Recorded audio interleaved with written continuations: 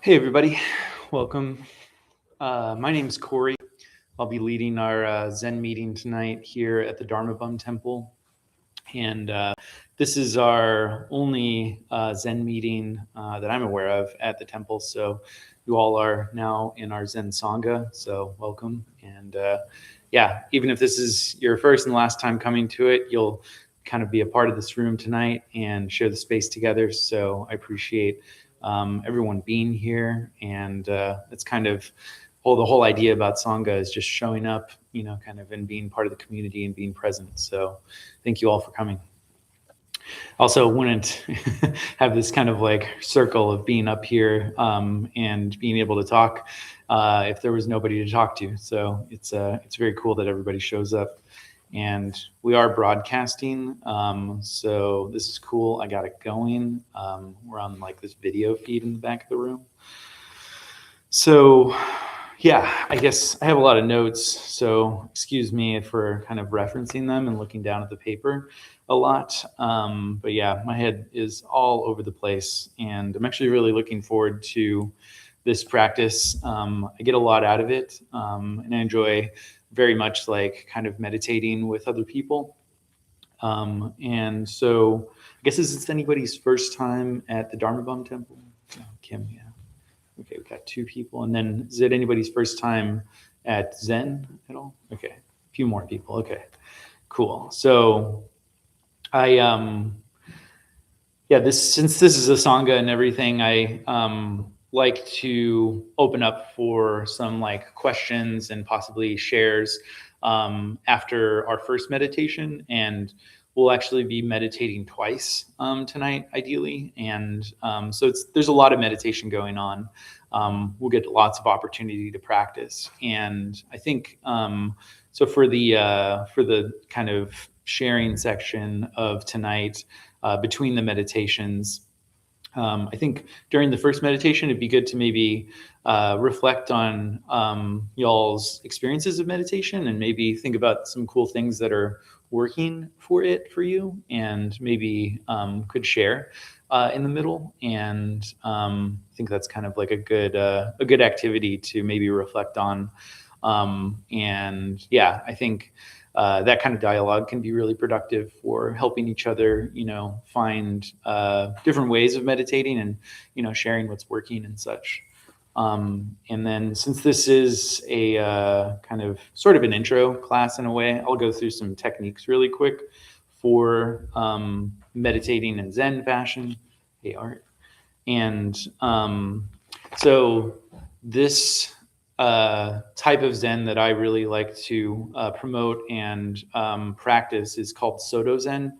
And I got wind of it from the kind of San Francisco Zen Center, where this book has been written, Zen Mind, Beginner's Mind. And Soto Zen is really cool. And the main focus of it is just seated meditation. And so the meditation that we'll be doing later are completely unguided. So I'll ring the bell 3 times and then kind of watch, and I think we'll meditate for like 15, 20 minutes. So there's no real direction. I'm not going to be speaking. There might be kind of opportunities to, be annoyed by a car or a helicopter. And I think those opportunities are actually pretty magical. Good opportunities to kind of approach with curiosity and compassion if they are actually annoying. But that's as much guidance as we'll get. And I think for the techniques and everything, I really like to focus on comfort and posture. So I want you all to be comfortable during the meditations. If there's any pain or anything that you're experiencing, really want you to address it and not kind of dwell in it at all. So if you need to move a little bit, if you need to get up, please do so. And I think the only request is to do it quietly so that you don't disturb the other kind of practitioners.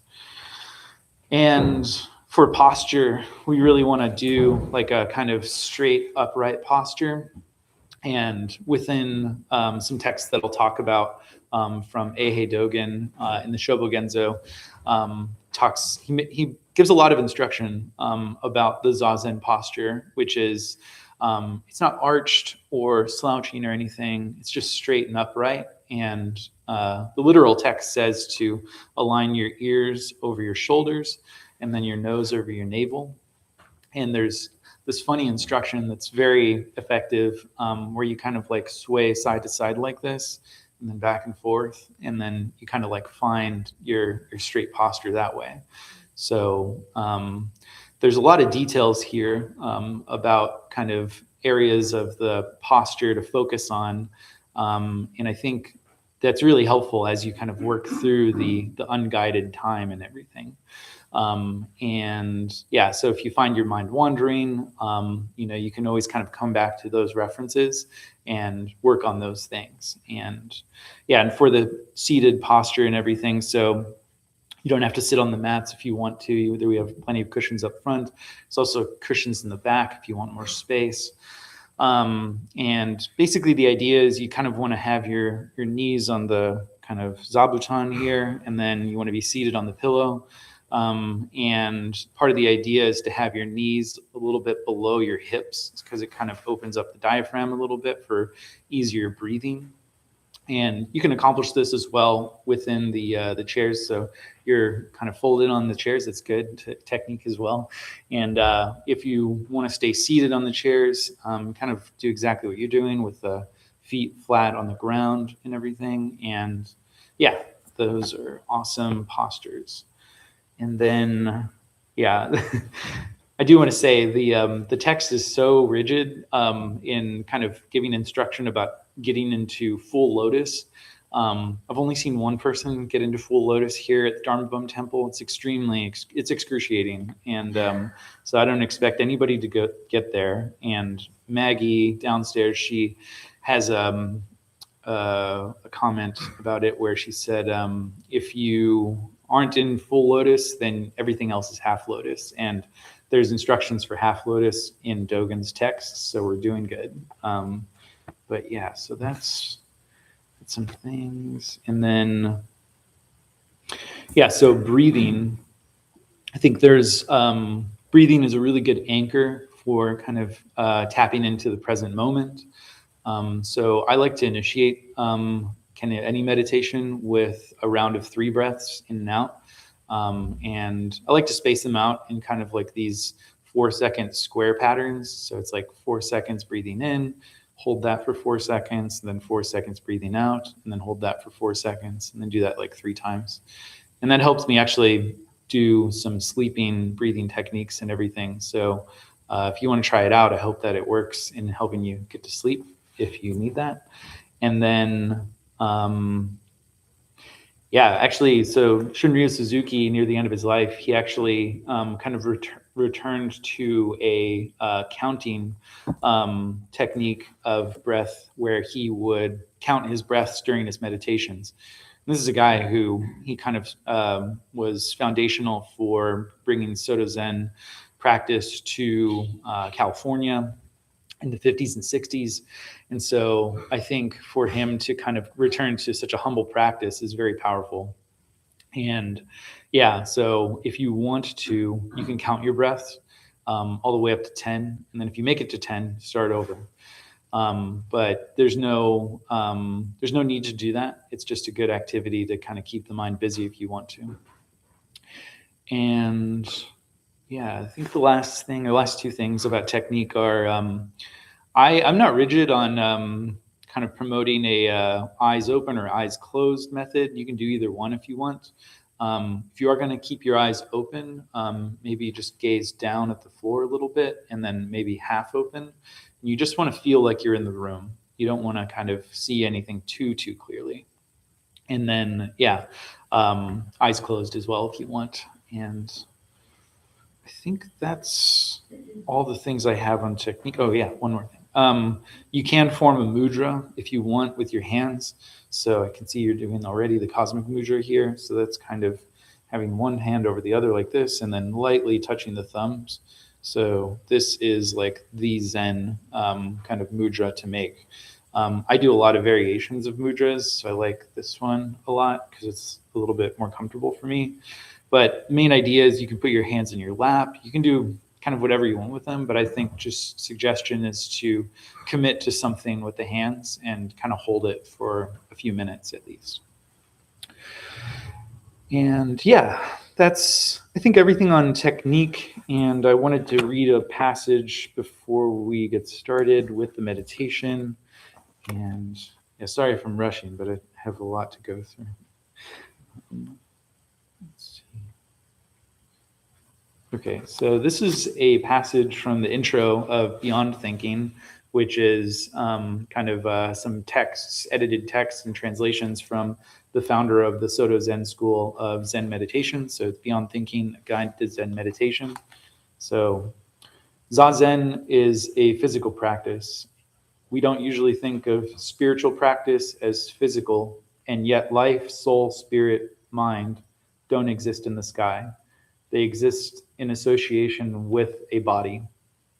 In Dogen's way of practice, body and mind are one thing, and so to sit, to actually and literally sit down, paying close attention to the body as process, unifying consciousness and breathing with that process until you can enter it wholeheartedly, is to return naturally to what you most truly are. You have been this all along, whether you sit or not. But when you sit in zazen, you return to it and embrace it completely.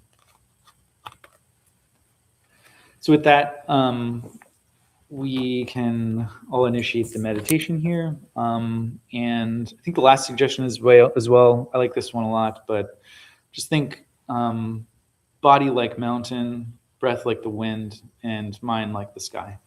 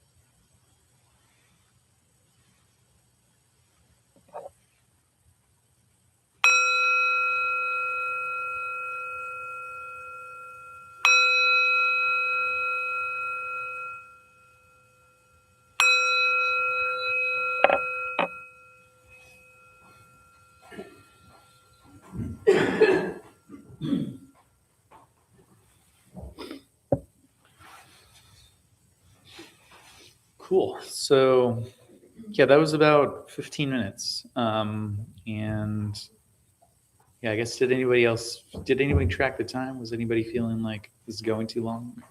Or no? I felt like that was a good amount of time to meditate. Yeah, my name's Cory again, just in case you forgot my name. But yeah, I really enjoy this meditation practice. I enjoy doing it alone. I kind of do a daily practice for about 20 minutes, usually in the mornings, ideally. And I've actually tried to mix it up over the weekends because I had this thought recently where I was like, I don't want to meditate during the day on the weekends when I can be out and about. And so I'm like moving it around, trying to capitalize and fine tune it. But yeah, it was super funny because I was like, well, I'm trying to meditate daily, not necessarily during the day. So that was a helpful liberation, I think. But yeah, I guess, did anybody think of something maybe to share about their own personal practice, or maybe practice with others in a group? Because I think I like to promote like this. There's like three levels of, or three types of meditations that you can do. There's the daily practice, and then there's the meditating with groups, and then there's like a retreat practice, and that's like very advanced. So if you're doing two of those, or two out of the three, you're doing pretty good. But yeah. I've done 2 out of the 3. I haven't done a retreat since a long time, since I started, I think actually even just before that. Okay. With another group, went to Canada and had a week-long silent retreat, and that was intense. Yeah. But kind of cool, kind of opens your mind up in a way. For me, I realized that so many distractions, because I just sit now, like I crave that, like, because I see the juxtaposition of like overstimulating and just like, it's nonsense anyway, like, what does it matter? Like the blissfulnesses and like the reading that you're saying on the 2 parts come together, just sit and be with that. It's just, so great. Yeah. Love it. Yeah, and Dharma Bum Temple does offer a free half-day sit on the first Saturday of the month. So it was this past Saturday, unfortunately, if you didn't go. But yeah, the next one will be in February. And so if you're thinking about a retreat meditation or something, it's a really good, I think, a really good kind of like way to dip your toes into it without committing too much money or anything, because some of them are expensive. So really grateful that Dharma Bum does everything for free. Yes, priceless.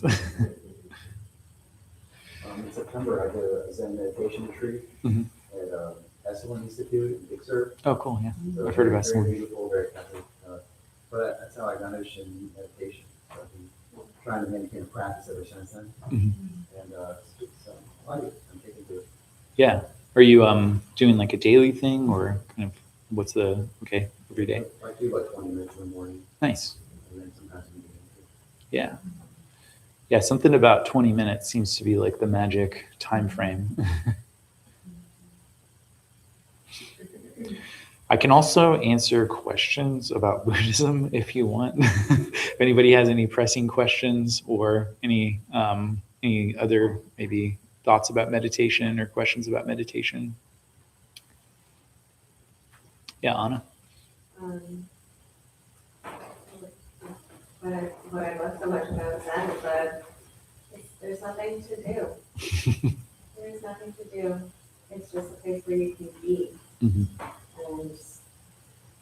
And actually doing that, and what it is to just be instead of do all of that. It's a really big humbling lesson in acceptance.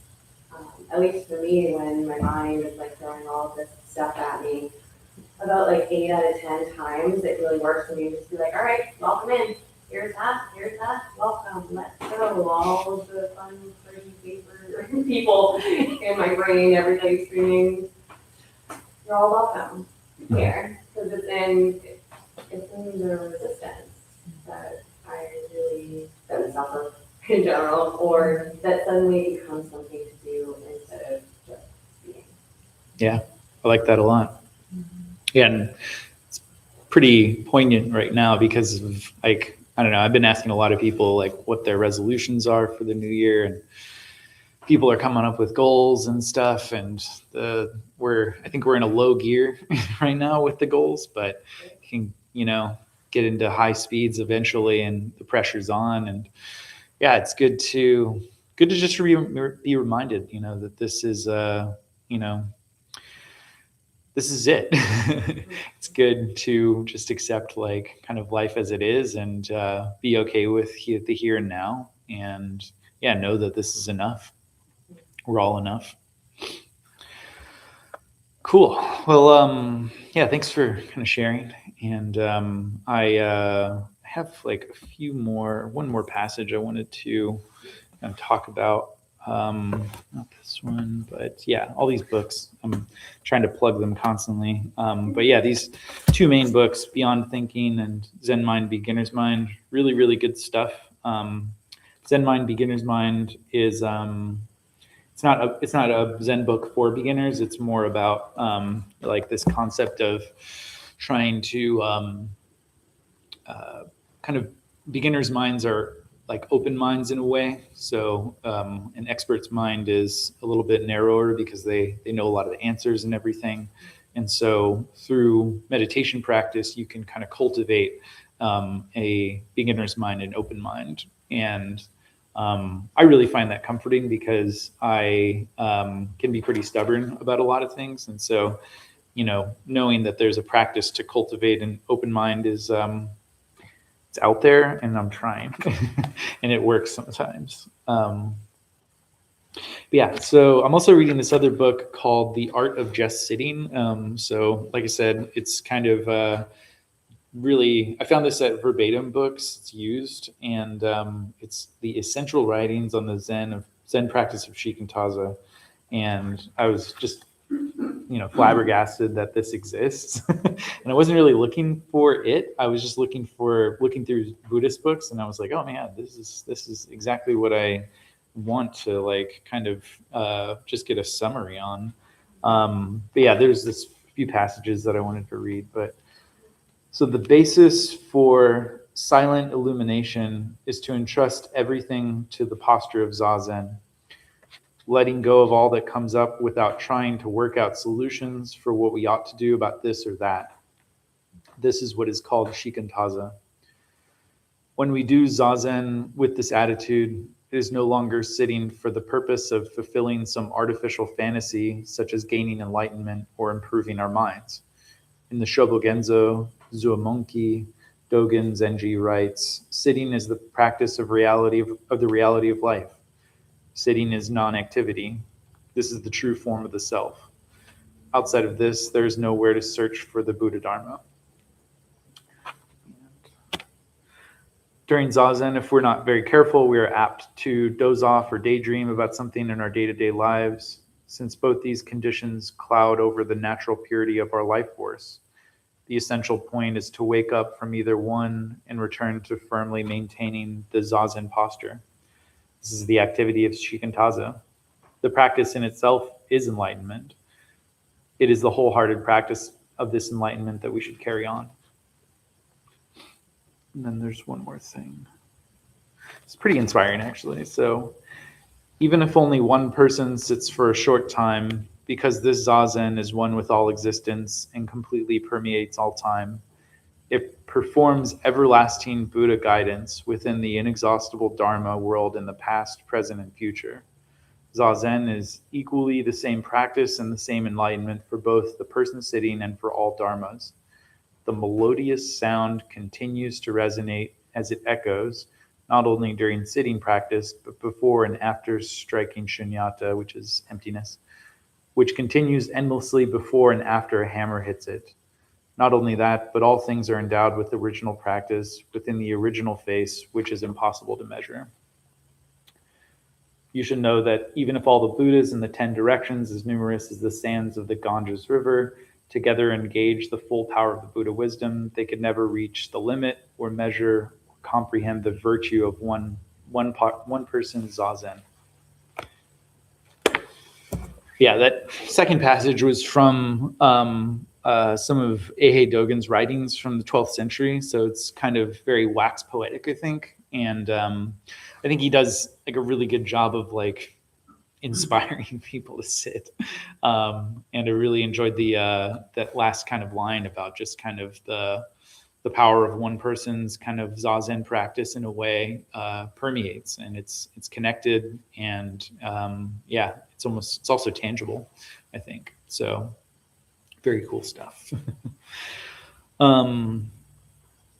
Yeah, I guess before we get into the next meditation and everything, so we'll meditate again.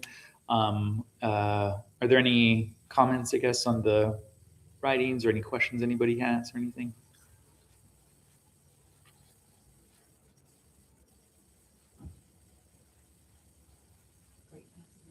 Thanks.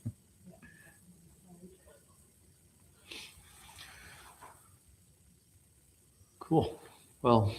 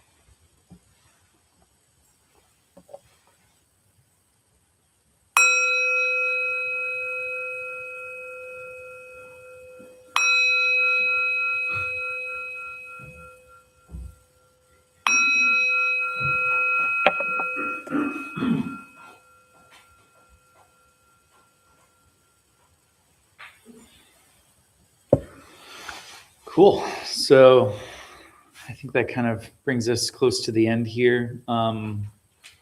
Really appreciate helping us hold the space together for this. Like I said, I really enjoy this practice, really enjoy sharing the space. And I guess, is there maybe a final comment anybody might have about the meditations at all? No pressure. Okay, so before I hand things off to Anna for final announcements, if you all feel comfortable bringing your hands to heart center, we'll do the dedication of merit. So may any merit gained from this practice be transferred and of benefit to all beings in all directions. May all beings be at peace. May all be free from suffering.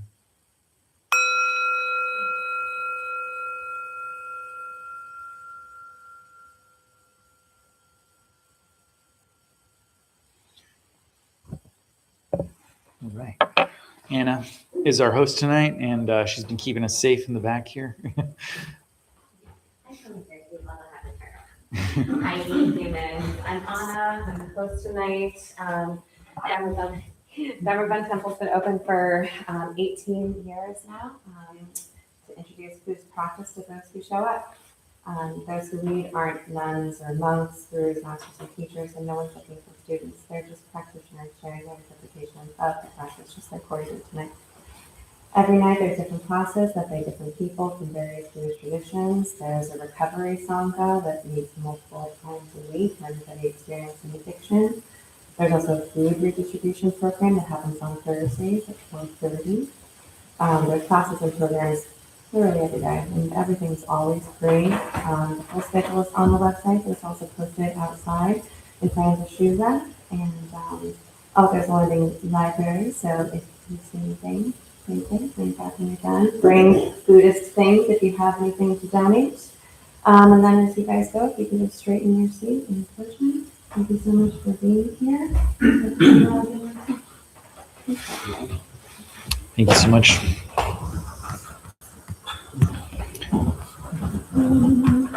Is that a tattoo?